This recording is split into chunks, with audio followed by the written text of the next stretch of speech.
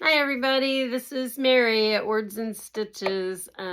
This is quilt tube number 3 for me. So, I sat down this morning to write my blog and I thought, what do I have to talk about? What do I have to talk about? Well, then I realized I wanted to talk about getting out of comfort zones. I seem to have, in the last year since I had to take a break from all my hobbies, which include a variety of things beyond fiber and thread and quilting. And I also like to ride my bicycle, and I kayak, and I hike. And hiking is about the only thing I still had for a while.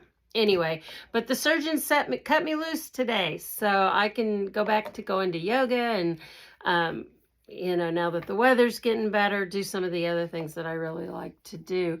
But in that 6-month time frame with winter, and I'm telling you, January was bitter here. I know people have had weird weather all over the place this year. Ours has been crazy here in Northeast Missouri, and like we've had 80-degree days in February. That's just, used to just be unheard of. But I kind of got into a comfort zone that I kind of slipped into it and didn't realize I'd gotten into this just, kind of, I don't know, being down in the dumps. I guess it might have been seasonal affective, or I don't know. But anyway, I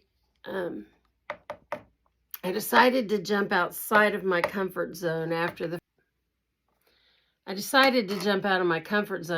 first of the year, because I was starting to be boring to myself, and I didn't have a whole lot to talk to my husband about when he got home at night, because I was just staying home, being cold. And I did a lot of sewing, don't get me wrong, but it was things that I'd already done, or designing my own things. And it dawned on me that I have quilted for 25 years.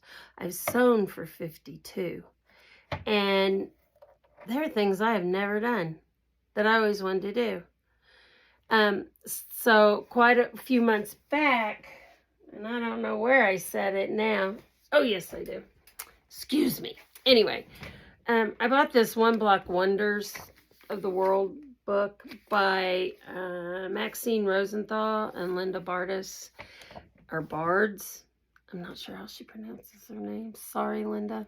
Anyway, I bought it mainly for the eye candy. It just, oh my gosh. Gorgeous things. Just gorgeous things. As a matter of fact, I can't quit looking at it because I opened it up. And then I joined, I went to a sit and sew one day, and one of my friends from my Long Arm Club, was talking about, we need to do a One Block Wonder. Her very first quilt, she's only been quilting for a couple of years, and she jumped in head first, everything. Lock, stock, and barrel. Anyway, her very first quilt was a One Block Wonder. And I thought, oh my gosh, they look so hard. So I got to doing a little research, and guess what? They're really not. But they look really complicated, and I think maybe some of the decisions you have to make might be complicated. But so I wrote about jumping out of my comfort zone and doing a few things I don't normally do. And one of them was this One Block Wonder that I came home and started because I'd been looking at the book, and I had bought a piece of fabric that I just thought was wild and cool, and someday I was going to do something with it. And I only bought like 1.5 yards. I think I cleared a bolt, actually, is what I think I did. I think somebody was having a going out of business sale. Excuse my nose rubbing. The 80 degrees in February, and now early March. The spring around here is getting to me. Anyway, I bought this piece called Mardi Gras. It's a Free Spirit fabric by Adrienne LeBon, and I'm not affiliated with anybody, guys. I don't make any money off all these mentions. I just tell you what I like, and I like a lot of stuff. A lot of stuff. But anyway, so I started a One Block Wonder with this, and I will show you some pictures after that I've taken. I'll add them to the end of my video, but I want you to see what's happening around here. Oh my goodness. So that's half of a block. This is half of a block that I haven't pressed yet. I just sat here and did. And all of it comes from one piece of fabric and triangles, 60-degree triangles of a certain size. And I'm telling you, I have enjoyed this so much. My grandsons, I have 2 sons and 2 grandsons. So my grandsons were here this weekend, and they're 8 and 6. And one of them loves to run my long arm. And so I stand here and help him, you know, do a little free motion. And then he always wants to pick something out of my Pro Stitcher stuff. And, you know, sometimes it's a fire truck. This time it was some loops and diamonds he just thought looked really cool, and we make that run. And anyway, while we were in here, I said, hey, help me put this together. So I let him and his brother each put my blocks together, and I finished those, and they're up on my design wall. I'll show you those later. But in the meantime, I have also purchased more fabric so I can make bigger ones. So let me reach over here and grab these. One piece I bought is this piece right here. Isn't that just, I don't know, bright and cheerful? And I think while this one's going to be stunning when I get it finished, it's going to be a kind of a small wall hanging or, you know, lap throw or something. But it's, I don't know, there's just something fascinating about it. I think this one will be just as fascinating, but it's going to be bright and happy and cheery, where the other one is more just kind of makes you go, oh. So this piece of fabric is by Benartex. Season of the Sun by David Galshut, I think is how you'd pronounce his name. Anyway, I just think it's gorgeous. And then, because I've always been a, you know, I like the tees, Tula and Tilda. I love them both. And I love this piece. It's, I think it's called Daydreamer. Yeah, Free Spirit Tula Daydreamer. I think this one's called Mick Jaguar, because these are Jaguars. Anyway, up there, upside down. All the colors.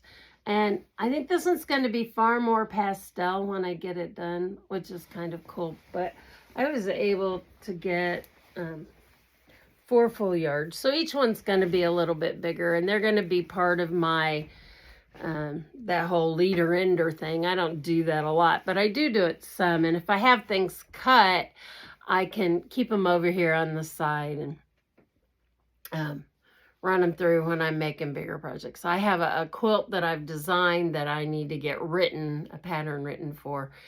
And so I thought, well, while I'm working on that, I'm going to have one of those to run through. But I'm going to finish this one first. One of the other things I did to get out of my comfort zone was I joined a block of the month. Do y'all do block of the month? I never do block of the month. I started doing block of the month. Here, let me get rid of those. I started doing block of the month back, 4 or 5 years ago. I thought, I'm going to do a block of the month. So I started one, and it was one of those where you didn't have to go.